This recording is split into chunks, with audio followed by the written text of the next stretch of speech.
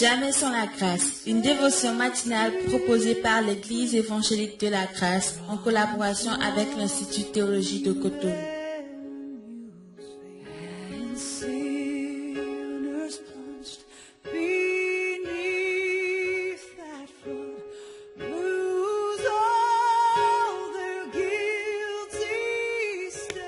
Bonjour à vous tous, Horatio de l'Église de Genève pour l'émission Jamais sans la grâce.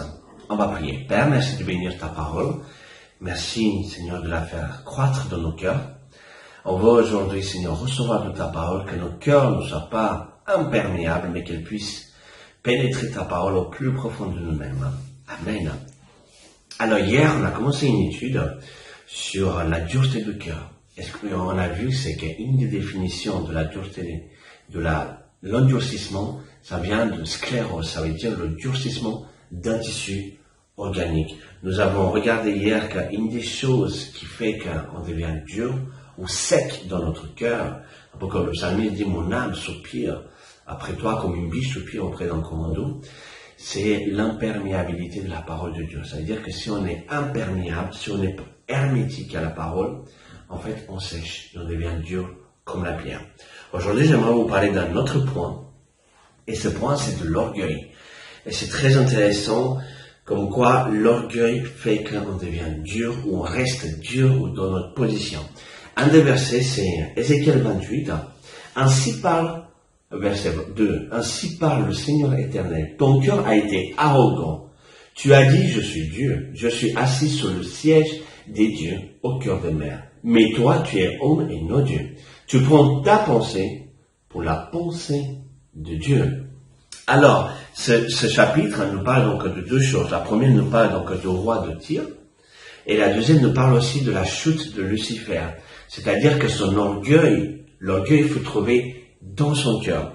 Ce qui est étonnant, c'est que l'orgueil est la base de tous les péchés. Il a été initialement dans le cœur de Lucifer, et c'est drôle, c'est que Satan a utilisé exactement la même chose pour la chute de l'être humain, pour Adam et Ève, Genèse, chapitre 3. Ils ont dit quoi? Mangez de ce fruit, et vous serez comme Dieu.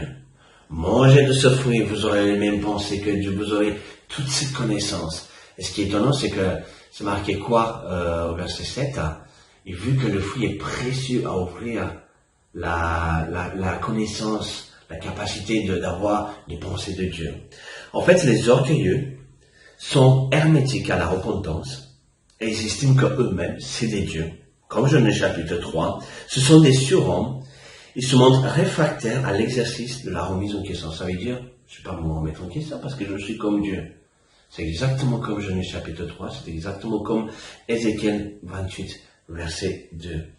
Ce qui est drôle, c'est que l'orgueilleux aime être son propre chef, décider de lui-même, j'ai pas besoin d'être dépendant de Dieu, je veux être indépendant. Et dans notre société dans laquelle nous sommes aujourd'hui, c'est ce qu'on crie, soyez indépendants de toute chose. Il éprouve des conséquences, de grandes difficultés à se soumettre au Seigneur, simplement parce qu'il veut être son propre chef.